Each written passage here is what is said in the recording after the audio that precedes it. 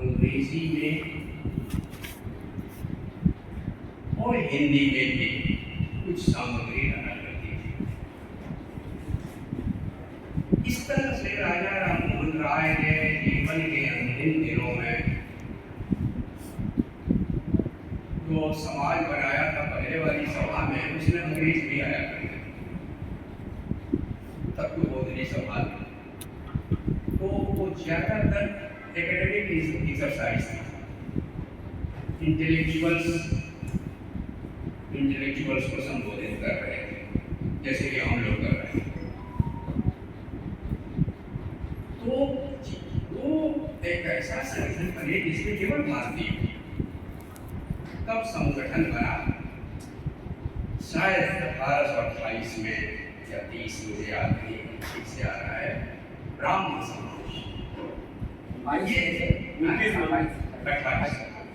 ब्राह्मण समाज। और इसके बाद वो आप जानते ही हैं कि चले गए यूरोप में। वो यूरोप जाने वाले बड़े लोगों में पहले व्यक्ति थे। उसके लिए बाकायदा उन्होंने रियाज किया, बहुत कोशिश की, क्योंकि उसमें इस समय बहुत सी सिकनेस हो जाती थी पानी वाले जहाज में जाने में, बहुत उसका उन्होंने अभ्यास किया था। यूँ उसका अनुभव नहीं था कैसे यात्रा होती है। बहरहाल बड़े मेधावी व्यक्ति थे और अंत में यूरोप में ही ब्रिस्टल में, मेरे ख्याल से जर्मनी में उनका निधन 1830 या 1833 में।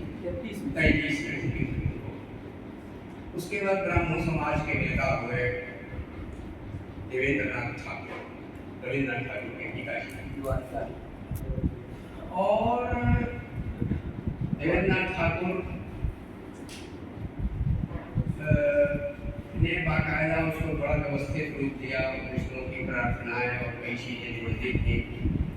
बाद में उसका नेतृत्व, उनसे काफी उम्र में छोटे थे केशव चंद्र सेन, उन्होंने नेतृत्व हाथ में लिया और धीरे धीरे अब उनके आगे हिंदुओं की रूढ़ियों को संबोधित करने की चुनौती कम रह गई। अब उन्होंने अधिक से अधिक ब्राह्मण समाज को ईसाइयत की तरफ झुकाना शुरू किया, अधिक से अधिक। राजा राममोहन राय की जो सामाजिक चिंताएं थी, उनके उत्तराधिकारी हुए ईश्वर चंद्र विद्यासागर। वे संस्कृत के चूड़ांग पंडित थे और आप जानते ही हैं कि उन्होंने विधवाओं का ग्रंथ था, उन्होंने विधवा विवाह के विषय में काम किया। और इन सब के साथ साथ जो संरक्षणवादी समूह था हिंदुओं का, वो बहुत मजबूत था। किसी भी नए काम के खिलाफ जो पुराने विचार के उत्तराधिकारी थे, बहुत मजबूत थे, बहुत संगठित थे। उनका नेतृत्व किया सर राजा राधाकांत देव बहादुर, संस्कृत के बड़े दिग्गज विद्वान। अभी अपनी लाइब्रेरी में जाइए तो संस्कृत का जो सबसे पुराना कोश आपको मिलेगा आधुनिक ढंग का, वो है शब्दगर्भत्रुम।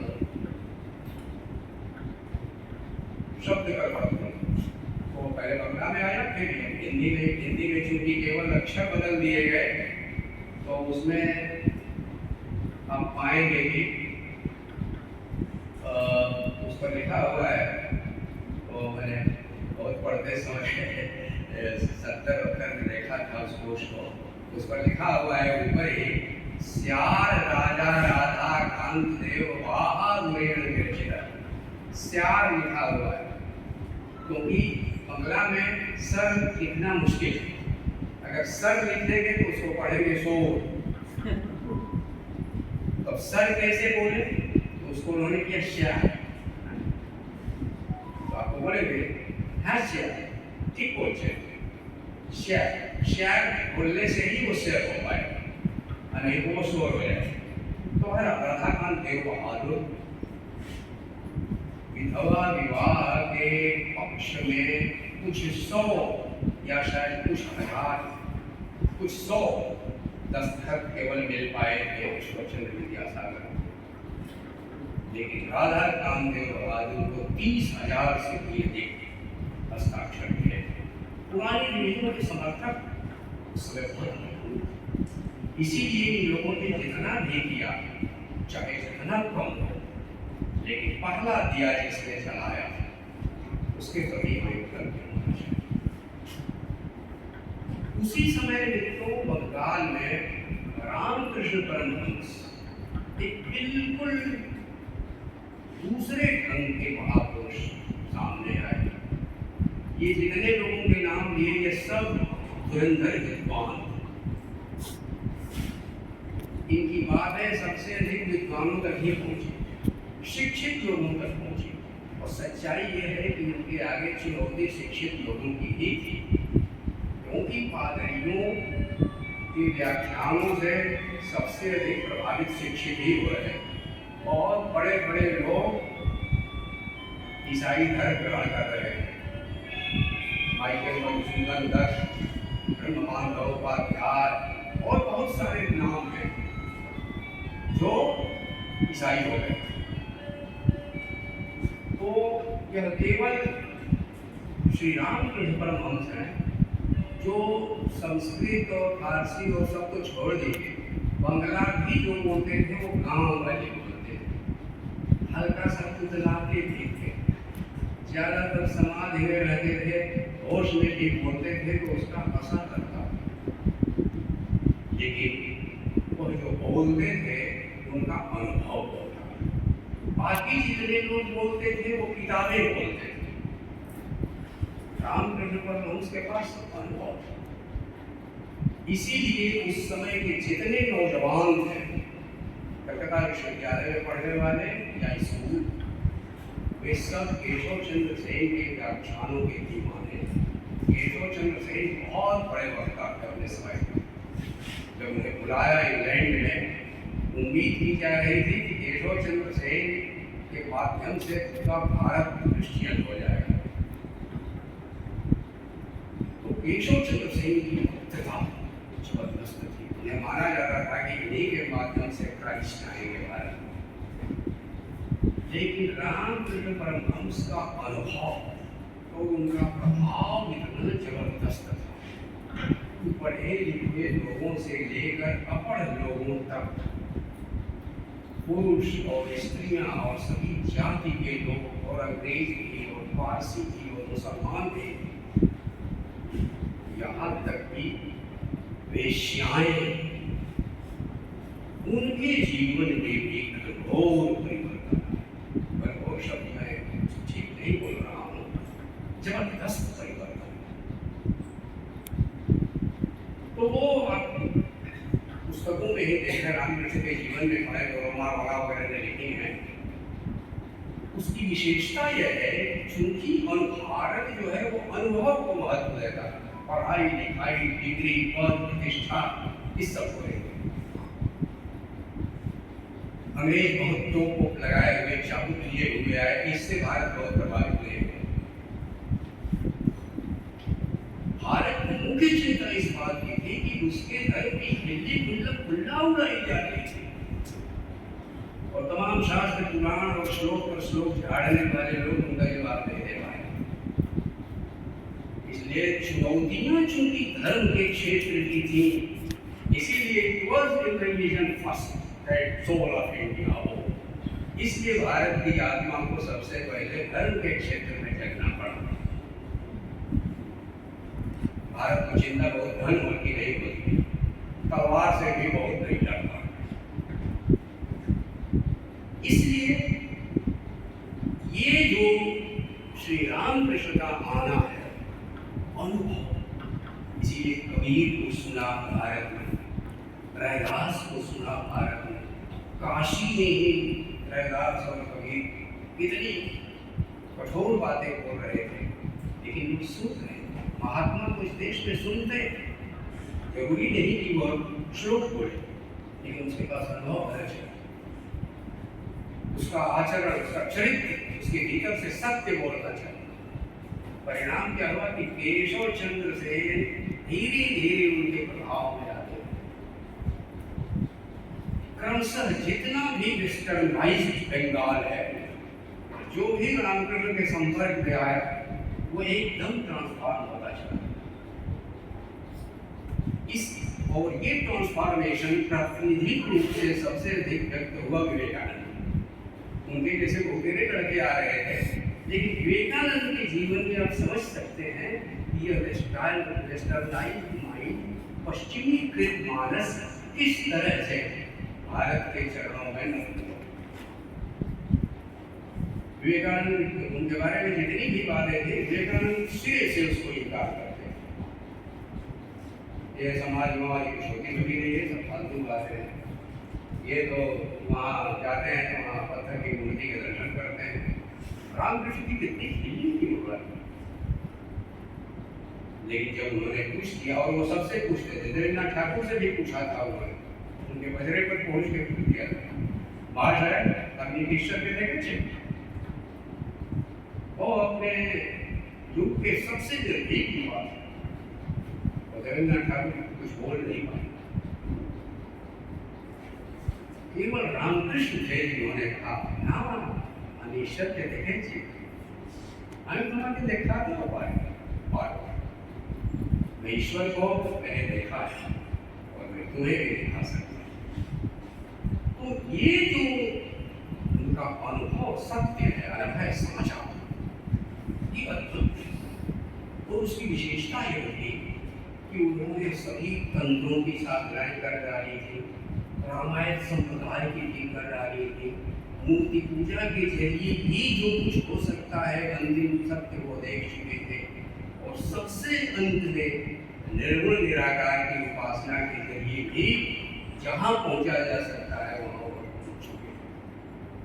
तो देखो, कलकत्ता यूनिवर्सिटी के बड़े बड़े साइंटिस्ट लोगों ने उनकी परीक्षा ली थी और पाया था कि उनकी सांस नहीं चल रही, जीवन का कोई लक्षण नहीं मिल रहा है समाधि काल में। लेकिन समाधि ऐसी हो सकती है,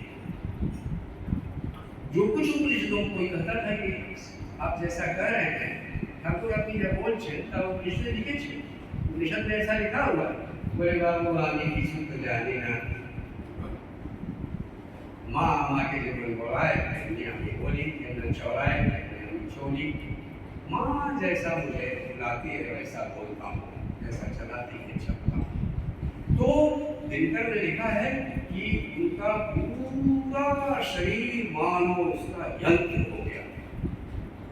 अगर उन्होंने एक बार कह दिया कि रुपया मिट्टी, मिट्टी रुपया, तो उसके बाद वो रुपया छूते ही उनका हाथ टेढ़ा हो जाता, पूरा शरीर झंझन करने लगा।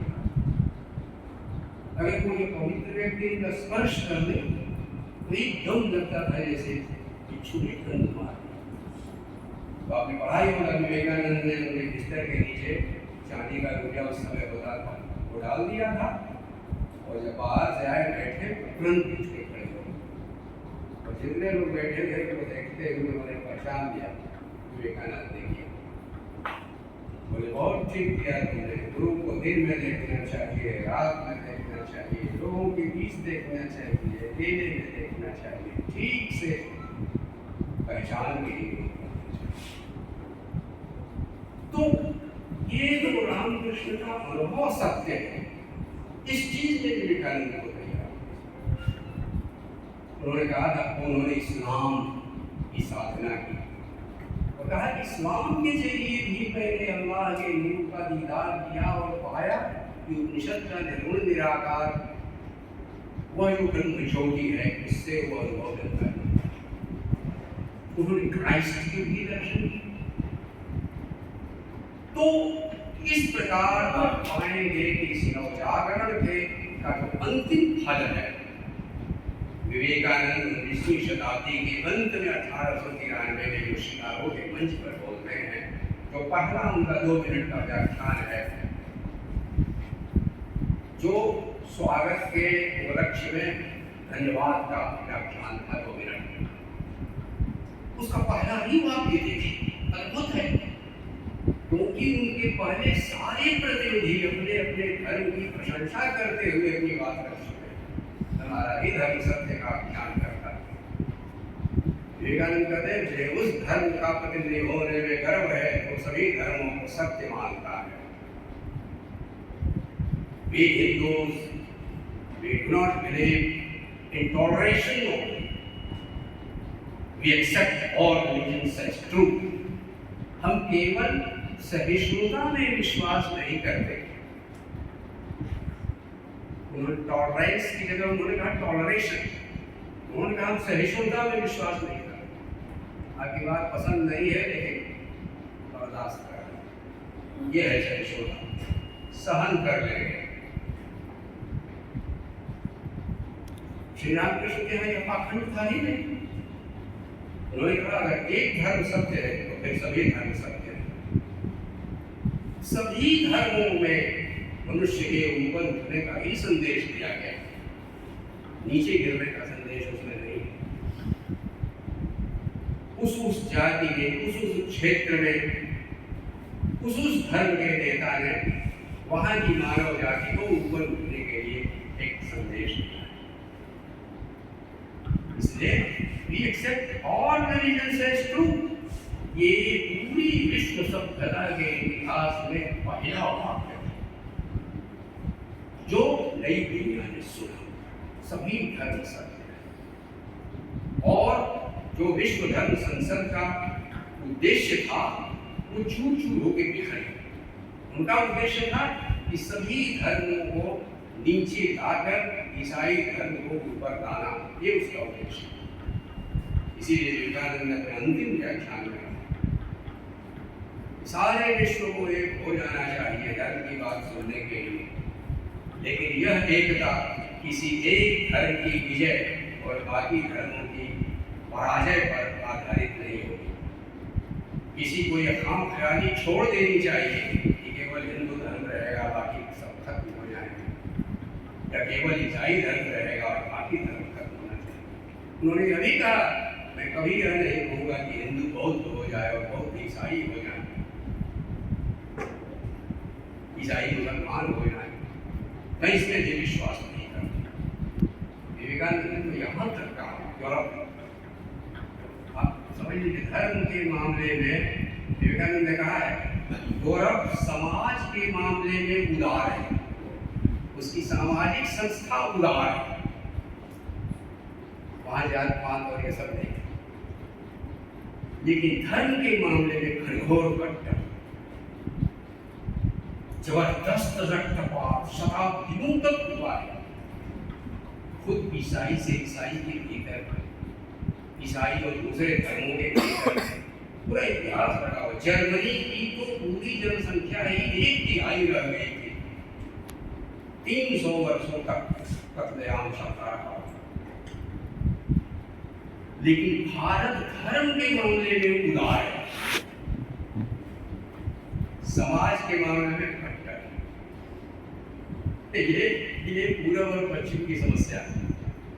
भारत की सामाजिक संरचना संकीर्ण है, लेकिन धार्मिक विचार उसका परम उदार है। एक घर में हिंदू हो सकता है, बौद्ध हो सकता है, जैन विचारों को मानने वाला हो सकता है, नास्तिक भी हो सकता है, वैष्णव भी हो सकता है, शैव हो सकता है, और इनमें से सबका विरोधी भी हो सकता है। वो उसी एक परिवार में, किसी का भेदभाव नहीं। ये और जगह और धर्म होने असंभव नहीं। तो ये जो विशेषता है विवेकानंद ने उसका यह आख्यान किया भारतीय नवजागरण का। इसके जरिए आप पाएंगे कि इसकी चर्चा ज्यादा होती है शिकागो वक्तृता की और यूरोप और अमेरिका के जो व्याख्यान, लेकिन लौटने के बाद विवेकानंद ने साल भर भारत भर में घूमकर जो व्याख्यान दिए उसका महत्व यह है कि उसने भारत को जगाने में अपनी बहुत बड़ी भूमिका निभाई। उसके संग्रह का नाम है अंग्रेजी में फ्रॉम कोलंबो टू अल्मोड़ा, और हिंदी में है भारतीय व्याख्यान। उसका अनुवाद निराला जी ने किया था, वो पढ़ना चाहिए। दूसरे विवेकानंद के जो लेटर्स हैं उन्हें पढ़ना चाहिए, उससे प्रोसेस का पता चलेगा। यह जो भारतीय नवजागरण है इसकी एक विशेषता यह है कि जब वर्तमान से चुनौतियां मिलती हैं तो मनुष्य का मानस अतीत में जाता है। उसी तरह जैसे विराट के अज्ञातवास में जब कौरवों की सेना ने घेर लिया और कौरवों का अपहरण कर लिया, तो आप जानते हैं कि शमी वृक्ष पर जो हथियार छुपा के रखे थे तो उनको उतार दिया और अर्जुन ने फिर छिप करके वो युद्ध किया। तो उसी तरह से भारत ने वर्तमान से की चुनौती से पार पाने के लिए अपने अतीत को घटाया। ये यूरोप में भी हुआ। यूरोप में रेनेसांस के पीछे बहुत बड़ा हाथ है ग्रीक साहित्य का, यूनानी ज्ञान परंपरा। इनके पास कोई परंपरा थी नहीं। इंग्लैंड के पास कौन परंपरा, फ्रांस के पास कौन परंपरा।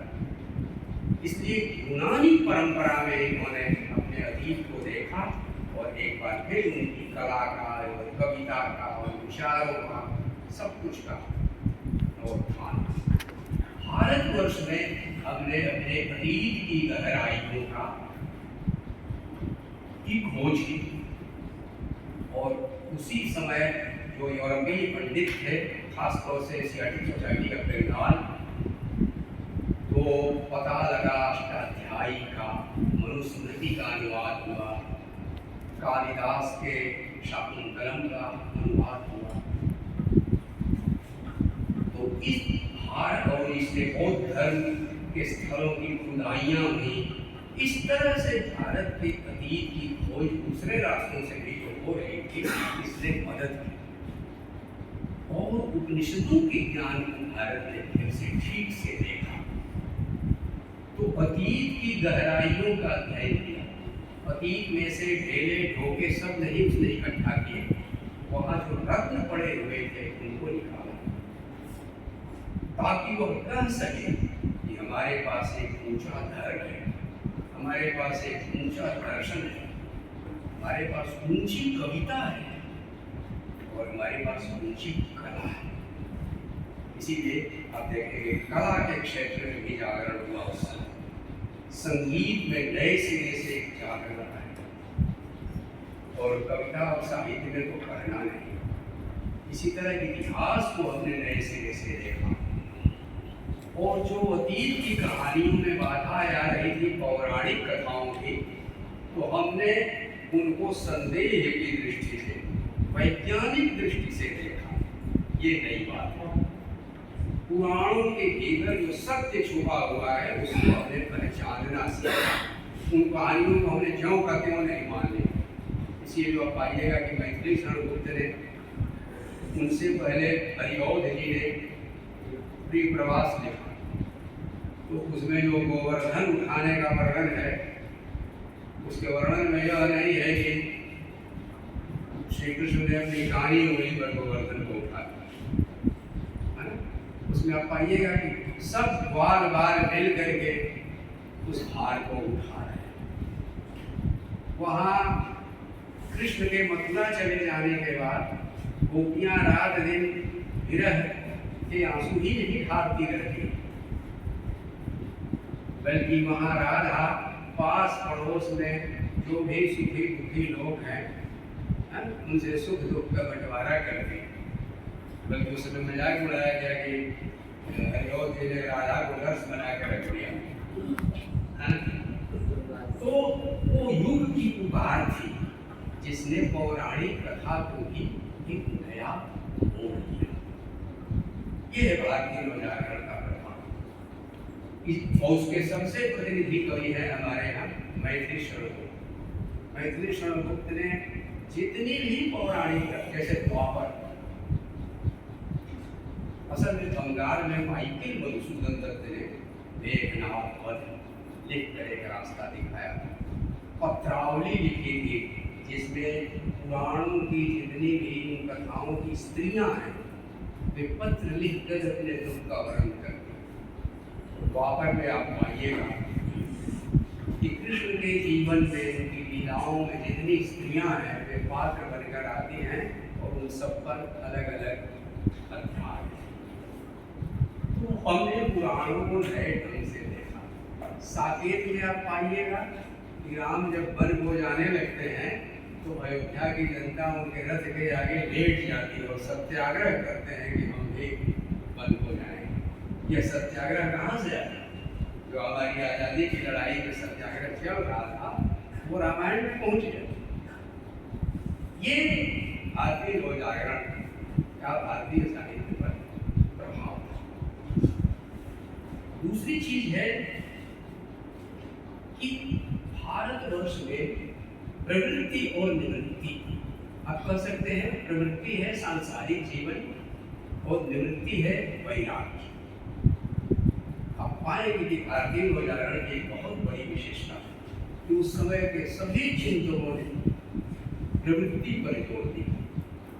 जो सो कहता है कि हम माया है और कमंडल उठाता है और जो है संन्यास और निकल जाता है धर्म की खोज। उन्होंने कहा सांसारिक जीवन से आंख नहीं पड़ना, उसकी चुनौती को स्वीकार करना। इसीलिए आप पाएंगे उसके बाद की जो कविता है, हमारा जो साहित्य है, और जितनी भी समस्याएं अगल बगल समाज में हों, हम उनसे आंख मूंद कर बस गुफा में जाकर भगवान के ध्यान में डूब जाना, इसी को मानते थे कि यही सबसे बड़ी चीज। इस निवृत्ति मार्ग का त्याग, लोकमान्य तिलक ने गीता की टीका लिखी, गीता का भाष्य लिखा और उन्होंने ललकारा कि हमें जीवन को छोड़ के वन में नहीं जाना है, बल्कि जीवन में रहते हुए जीवन को संभालना। और गीता यह कहती है माम युद्ध से भागना नहीं। तो ये जो ललकार है आप पाएंगे कामायनी में। मनु कहता है कि सब व्यर्थ हो गया, सब प्रलय में डूब गया है, अब जीवन में कुछ रखा नहीं है। लेकिन श्रद्धा उसको क्या पुकारती है? श्रद्धा की पुकार है, उसमें तिलक बोल रहे हैं, तिलक बोल रहे हैं। तो कामायनी तक, जिसको हम मानते हैं कि वह स्वयंवागम दर्शन का काव्य है, वहां भी कर्म की पुकार है, वैराग्य की पुकार है, समाधि की पुकार है। और विवेकानंद ने भी खास तौर से यही कहा कि तुम तो तमोगुण में डूबे हुए हो, दरिद्रता में डूबे हुए, अकाल पर अकाल पड़ रहा है, करोड़ों लोग मर रहे हैं और कोई किसी की सुध नहीं दे रहा है। दो मुट्ठी अनाज उनके लिए नहीं इकट्ठा करते और दो रक्षणी सभा बनाए घूमते हैं। विवेकानंद ने कहा यह पाखंड है, मनुष्य सबसे बढ़कर है। इसलिए मनुष्य की सहायता में अगर मनुष्य नहीं दौड़ता है तो यह अधर्म है। और इस तरह उन्होंने रामकृष्ण मिशन की स्थापना की। यह भारतवर्ष का पहला वॉलंटरी ऑर्गेनाइजेशन था, स्वयंसेवी संगठन था, जिसने सामाजिक सेवा का एक आदर्श हमारे सामने प्रस्तुत किया। इसी तरह आर्य समाज ने किया। अकाल में, प्लेग में, ऐसे में जो बच्चे अनाथ हो जाते थे उनके लिए उन्होंने हॉस्टल्स खोले और सभी संस्थाओं ने मिल करके एक चीज सब में पाइएगा, बाकी सब चीजों को लेकर विरोध है, बड़ा मतभेद है, लेकिन एक चीज सबने स्वीकार की, वह यह कि शिक्षा के जरिए ही नया परिवर्तन लाया जा सकता है। इसलिए आर्य समाज ने अपने स्कूल खोले, ब्राह्मण समाज ने अपने स्कूल खोले, रामकृष्ण मिशन। तो इसलिए नए सिरे से 19वीं शताब्दी में शिक्षा, इसका प्रसार है।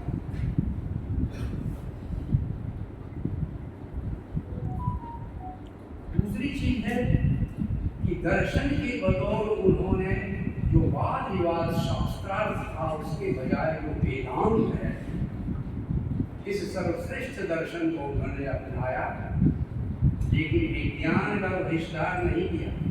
उन्होंने कहा हमारा धर्म का ऊंचा आदर्श है, अब उनका विज्ञान का आदर्श ऊंचा। इसलिए जरूरी है कि पूरब और पश्चिम के बीच एक समन्वय हो। भारत की उपलब्धि है वेदांत और पश्चिम की उपलब्धि है विज्ञान। प्राचीन संस्कृति की उपलब्धि है वेदांत, नई संस्कृति की उपलब्धि है विज्ञान। इसलिए वेदांत और विज्ञान इन दोनों का समन्वय, धर्म और विज्ञान का समन्वय। इसीलिए आप पाएंगे कि उनके नवजागरण में वैज्ञानिकों को दौड़ा दौड़ा के मारा गया, पीटा गया, जलाया। लेकिन हमारे वैज्ञानिक जागरण, हमारे जागरण में जगदीश चंद्र बसु को ऋषि कहा गया। पूरे भारत ने उनका स्वागत किया। इसीलिए आप पाएंगे कि जगह जगह साइंटिफिक सोसाइटीज खुली, यहाँ तक कि हिंदी क्षेत्र में, हमारे गाजीपुर जिले में, बनारस में और अनेक शहरों में साइंटिफिक सोसाइटीज खोली। बंगाल उसमें निश्चित रूप से आगे था। डॉक्टर महेंद्र लाल सरकार ने साइंटिफिक सोसाइटी खोली थी, जगदीश चंद्र बोस उसके सदस्य। तो इस तरह से देश में वैज्ञानिकों की कतार है। तो वैज्ञानिक सोच ये भी हमारे साहित्य में, इसीलिए आप पाइएगा और भाषाओं की तो छोड़िए, हमारी हिंदी में इतनी अधिक संख्या में विज्ञान पर लिखा जाने लगा।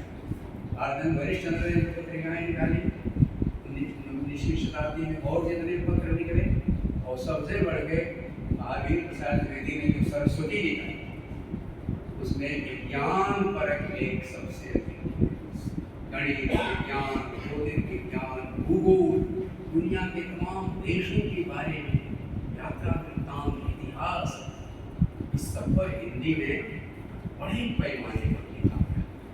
और ये दूसरी भाषाओं में भी। कर्नाटक में ओकारंत साहब ने बाकायदा एक विश्वकोश ही लिख डाला, और किसके लिए लिखा? बच्चों के लिए। तो हमारे ज्ञान के क्षितिज का विस्तार, और इसीलिए उसके साथ एक नया भाव, नया विचार। तो ये जो भारतीय साहित्य है या भारतीय नवजागरण में नए विचार का प्रकाश आए बगैर संभव ही नहीं। इसी प्रकार कला का नया जागरण। अब जानते हैं ईस्ट इंडिया कंपनी के अधिकारियों के फोटो लोग बनाने लगे थे, चित्रकार लोग। उनको बैठा के मॉडल बना के उनके चित्र, व्यक्ति चित्र बनते थे, पोर्ट्रेट्स। लेकिन विवेकानंद के प्रभाव से सिस्टर निवेदिता के प्रभाव से कलकत्ता में जो आर्ट्स कॉलेज था, उसके प्रिंसिपल प्रोफेसर हैवेल ने, और बाद में श्रीलंका से चल के आए कुमार स्वामी, इन सब लोगों ने मिलकर, निवेदिता ने तो दहाड़ के कहा कि क्या तुम लोग ये सब चित्र बना रहे हो?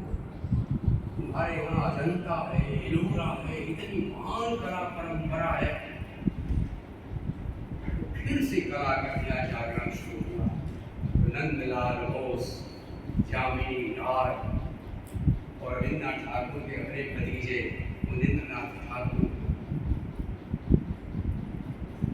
और रामकिंकर वैश्य मूर्ति कला में, ये इतनी महान प्रतिभाएं हैं। तो भारतीय कला का फिर से नया जागरण। कांग्रेस के अधिवेशनों में बाकायदा एक प्रदर्शनी कला की भी लगा करती थी। तो नंदलाल बोस के आप बनाए हुए चित्र देखते होंगे गांधी जी के। तो ये जो देश में उसी समय आज खंडे विश्वविद्यालय थे, संगीत का नया उत्थान शुरू हुआ, नए ढंग की स्वरलिपि बनना शुरू हुई। तो ये है भारतीय नवजागरण। तब आप समझ पाएंगे कि यूरोप से अलग है, विशिष्ट है, उसकी चुनौतियां बिल्कुल अलग है। वो अतीत में गया, लेकिन ये दोनों मुखी नहीं हुआ। जैसे देंद्र कहते हैं ना कि जब भी अतीत में जाता हूँ, मुर्दों को नहीं जिलाता हूँ, पीछे हटकर फेंकता बाण, जिससे कंपित हो वर्तमान। तो भारत अतीत में गया, इसलिए कि जब आपको जो जितनी प्रत्यंचा खींच सके, इतना बल होना चाहिए उसकी चुटकी में कि वह कठोर प्रत्यंचा को खींच सके। जितना ही पीछे खींचेगा तीर उतना ही आगे जाएगा। इसलिए भारत पुराणों से होता हुआ, ऐतिहासिक कथाओं से होता हुआ, बहुत धर्म से होता हुआ वेद तक है, और इसीलिए उसने वर्तमान को विद्ध किया, भविष्य को भी विद्ध किया। ये जो भारतीय लोक जागरण की विशेषता है, आप पाएंगे कि उसी के प्रकाश में हमारा स्वाधीनता संग्राम भी, और जो हमने संविधान बनाया, हमारा जो नया मानस है, ये सब उसका विरोध है। इसलिए भारतीय लोक जागरण केवल इंटेलेक्चुअल डिस्कोर्स का विषय नहीं, ये भारत को भारत बनाने का विषय है। अब ख्याल कीजिए, जेल में नेहरू ने कौन सी किताब लिखी? डिस्कवरी ऑफ इंडिया, भारत की खोज, भारत को खोजना था। दिनकर की आप बहुतेरी कविताओं को ले सकते हैं और उसका शीर्षक बना दीजिए भारत की खोज। भारत की खोज की गई, तरह से खोज की गई है। मैं अपने अगले व्याख्यान में इस पर बताऊंगा कि कैसे कवि क्रमशः भारत संबंधी विचार को सूक्ष्म करते चले गए हैं। देशभक्ति क्रमशः कैसे हमारी प्रखर होती गई। तो ये भारतीय लोक जागरण की उसी के भीतर से हमारी देशभक्ति केवल बार काट वाली देशभक्ति थी, उसके पीछे गहरा विचार था। हम सांस्कृतिक, उन्होंने तो मन में ये भरने की कोशिश की थी कि तुम बहुत गैर किए हो, हमारे पास भाषाएं नहीं है। वो वाक्य तो आपने सुना ही होगा, उसका जो मैं काले कि भारत का पूरा पुराना साहित्य एक अलमारी में रखा जा सकता है। जब भी हमारी प्राचीन जो पांडुलिपियां हैं वह तक कभी नहीं छप सकी है, इतना बड़ा कबीरा हमारे पास पड़ा हुआ, इतना हैजा नहीं, इतनी पाठ करोड़ों मरे, करोड़ों लोग, इसके बावजूद हमारे लोगों ने 800 से लेकर 1200 भाषाएं बचा सकती। वरना ये अंग्रेज दुनिया में जहां गए वहां की भाषाएं खत्म हो, वहां की सभ्यता समाप्त हो। ये हमारा देश है जहाँ इतनी भाषाएं बची हुई, हमारे धर्म की जितनी परंपराएं हैं वे सब की सब बची हुई है, पहले से ज्यादा निखरी। तो लोगों ने पांडुलिपियां भी बचा, जो अभी तक सब की सब प्रकाश में नहीं आ सकते। तो इसलिए भारतीय लोक जागरण हमारे नए जीवन का अंग है, बल्कि कहना चाहिए कि वह पावर हाउस है जिसने हमको चार्ज किया। और हम तो फेंकने जा रहे थे कि ये बैटरी किसी काम नहीं आ सकती, लेकिन वो भारत उठ खड़ा हुआ। ये भारतीय लोक जागरण और उसमें विवेकानंद की चर्चा मैं खास तौर से इसलिए करता हूँ कि बाकी लोगों ने एक एक प्रथा को पकड़ा। विवेकानंद ने कहा कि मैं एक डिटेल को लेकर के माथा पच्ची करने नहीं आया, मेरे पास एक संदेश है, जैसे बुद्ध के पास एक संदेश था। इसलिए श्री अरविंद ने कहा कि उन्होंने भारत की आत्मा को कहा कि बस इसको जगा दो। मद्रास में अपने 9 व्याख्यान मद्रास में ही दिए, सबसे ज्यादा व्याख्यान मद्रास में दिए, और छुआछूत पर बम्बार्डमेंट उन्होंने मद्रास में दिए। छुआछूत का गढ़ था पश्चिम दक्षिण, वहीं पर उन्होंने उसके खिलाफ बम्बार्डमेंट। क्या कोई हिंदुओं की निंदा करेगा जितना विवेकानंद ने जवाब? इसको तो सेल्फ क्रिटिकल हुआ, सेल्फ क्रिटिकल। जो माँ है वो सेल्फ क्रिटिकल होगी, डॉक्टर के आगे जाती है मेरे बच्चे को ये रोग हुआ है, वो छुपाती नहीं क्योंकि वो बच्चे को प्यार करती। विवेकानंद ने कहा भारत का प्यार करो।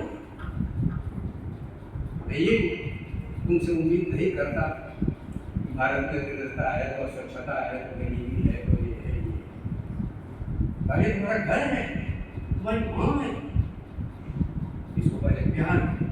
जैसे जापान में लड़कियों में ये विश्वास चलता है कि अगर वे अपनी कुड़ियों को प्यार करेंगी तो वो कुड़ियाँ जी उठेंगी। उन्होंने कहा कि भारत में मानता हूँ निर्माण दिखाई दे रहा है, लेकिन वो बड़ा नहीं है। इस बात की मुझे चिंगारी है। He was the victor of our soul. उन्होंने कहा उसकी आत्मा को जगा। उन नौजवानों से कहा, क्या तुम अपना एक जीवन दे सकते हो कि लोगों का, करोड़ों करोड़ों लोगों का जो खोया हुआ आत्मबल है उसको जगाओ। झोपड़ियों तक जाओ और कहो कि तुम सब कुछ कर सकते हो। You can do anything, everything you can do, all power you. He is within you. तुम सब कुछ कर सकते हो। क्यों? क्योंकि तुम ब्रह्माग्नि की एक चिंगारी, तुम आत्मा हो। जो झूठ है, पहलिया है, इशावा है, हरिजन है, मुसलर है, नट है, चांडाल है, ये सब इसी भारत माँ की संतान है। उसके भीतर ही आत्मा है, मनुष्य है वह। उन्होंने कहा ये sons of children of immortal and sinner, तुम अमृत की संतान हो। कौन कहता है कि तुम पापी? ईसाई बात में कहते हैं कि हम पापी हैं, इसलिए इतवार के दिन जा करके पाप की क्षमा कराना पड़ता है। अब तुम पापी नहीं हो, तुम उसके पुत्र, उसकी संतान, अमृत की संतान। जाके एक झोपड़ी तक ये बस विश्वास दे दो, लोगों को खैरात नहीं चाहिए, लोगों को पैसा नहीं चाहिए, बस लोगों को प्यार करो और चढ़ा। लेकिन उनके पास जाने के पहले उनकी भूख मिटाने के बारे में सोचो। मैं उस भगवान में विश्वास नहीं करता तो इस जन्म में रोगी नहीं दे सकता। इसीलिए सन्यासियों को उन्होंने कहा कि लोगों को दरिद्र नारायण की पूजा करो, रोगी नारायण की पूजा करो। वो है लोग मिशन में मातृ देवो भव, पितृदेवो भव, उन्होंने 3 बनाए मंत्र। उन्होंने कहा दरिद्र नारायण, उसको अन्न और जल और वस्त्र देकर उसकी उपासना करो। ये दैट वाज नॉट फिलैंथ्रोपी, वो केवल उपकारवाद नहीं था क्रिश्चियनिटी का। उन्होंने कहा कि इसके जरिए मोक्ष पाया जा सकता। रामकृष्ण मिशन का मोटो है आत्मनो मोक्षार्थम जगत्थिनाय च, अपनी मुक्ति के लिए और जगत के कल्याण के लिए। और संस्कृत ऐसी भाषा है कि ठीक ठीक उसका अनुवाद संभव है। तो च है उसका अर्थ केवल और नहीं है, उसका अर्थ यह भी है कि लोगों के की सेवा में ही तुम्हारी मुक्ति है। मेडिटेशन एंड सर्विस वो must go hand in hand, दोनों एक साथ होगा। अपने पिताजी के पैर दबाते हो, लेकिन यह सोच के एक दिन दबाओ, ये साक्षात बाबा विश्वनाथ ही मेरे आगे बैठे हुए हैं। माँ को प्यार करो, भगवती समझ करके प्यार करो। देखो कि तुम्हारे भीतर क्या क्या ऊर्जा तुम्हारे भीतर पैदा। तो इसीलिए विवेकानंद ने पूरी के पूरे जीवन को बदल डालने के लिए एक संदेश दिया नौजवानों को। उन्होंने कहा कि हमारे देश के लोग गरीब हो सकते हैं, अंधविश्वासी हो सकते हैं, दरिद्र हो सकते हैं, लेकिन दरिद्र नारायण की पूजा और रोगी नारायण पथ्य और औषधि के लिए जानते हैं। उत्तराखंड में जो पहला शुरू हुआ था, एक की कहानी सुनाऊं तो पूरा दिन लग जाएगा। एक डिस्पेंसरी नहीं थी उत्तराखंड में। बद्रीनाथ केदारनाथ धाम जाने वाले बीमार होते थे, लौटते नहीं थे, फिर पूरा गांव चपोट के जाते थे, पता नहीं लौटेंगे कि नहीं लौटेंगे। तो ये शुरू करवाया तो रोगी नारायण की, और तीसरे मूर्ख नारायण की। देश में अशिक्षा बहुत है, बहुत अशिक्षा है। उस जमाने में हैंडबिल बांटना भी लोगों में खतरे का काम था। कलकत्ते में प्लेट पर जो उन्होंने हैंडबिल वो छपवाया, ऐसे ऐसे सफाई करिए, लाल दवा डालिए वगैरह वगैरह, ये स्वामी अखंडानंद वगैरह बांट रहे थे। काली माई के मंदिर के पुजारियों ने कहा बाहर हो, ये सब ईसाइयों के वो है ठेकेदार है, गिरफ्तार बना देना और दौड़ा दिया लोगों ने किसी तरह से पुलिस टिकट ले जाकर के अपनी जान बचाई। ये है 19वीं शताब्दी जिसमें हैंडमिल बांटना भी खतरे का काम है। मूर्ख नारा जो अशिक्षा है मनुष्य के भीतर पहुंच के बताना कि दवा दारू जरूरी है, अशिक्षा जो ये रोग है केवल काली माई की पूजा से सही नहीं हो। तो वो जो काम बुद्ध ने किया था, विवेकानंद ने कहा था वो काम हजारों साल बाद फिर तुम्हें उठाना हो। इसीलिए उन्होंने कहा था कि हिंदू धर्म और बौद्ध धर्म इन दोनों का समन्वय भारत का भविष्य, शंकर और बुद्ध का समन्वय भारत का भविष्य। और उन्होंने कहा था I want वेदांतिक mind in Islamic body, जो मुस्लिम शरीर इस्लाम का शरीर हो भारत का, जिसके भीतर वेदांत की आत्मा हो, वेदांत का मस्तिष्क। इसका अर्थ क्या है कि बॉडी तो आपकी विभाजित है, सामाजिक संरचना जात पात में बटी हुई है। उन्होंने कहा कि एकता हो, सामाजिक एकता हो इस्लाम जैसे, और मन मस्तिष्क उन्मुक्त हो कैसा, वेदांत जैसे, जहाँ सब कुछ का समावेश होता है, किसी भी धर्म से कोई डर नहीं। स्वधर्म सत्य विक्रमादित्य की किताब के पृष्ठ पर ही दिया हुआ। धर्म किसी से डरता नहीं। धर्म जो वादते धर्म असधर्म धर्म, जो धर्म दूसरे धर्म को रोकता है वो अधर्म नहीं है, वो अधर्म है, कुधर्म है। क्यों? क्योंकि सत्य विक्रम, साधर्म सत्य विक्रम, अविरोधी जो धर्म साधर्म सत्य विक्रम। जो धर्म अविरोधी स्वभाव का है उसको विरोध क्यों, किसी का विरोध करें, सत्य है उसके पास, इसलिए उसको किसी प्रचार की जरूरत नहीं, वो असली धर्म है। इसलिए विवेकानंद ने कहा कि ये समन्वय, पूर्व और पश्चिम का समन्वय, धर्म और विज्ञान का समन्वय, प्राचीन और नवीन का समन्वय, इस्लाम और हिंदू का समन्वय, हिंदू और बौद्ध धर्म का समन्वय ही भारत का भविष्य है। और आप पाएंगे कि उसके भीतर एक सर्वधर्म संभाव का विचार है, कैसे वो आगे चल के भारत का भविष्य बना। इसके बारे में मैं अगले व्याख्यान में बात करूँगा। कहना बहुत कुछ था।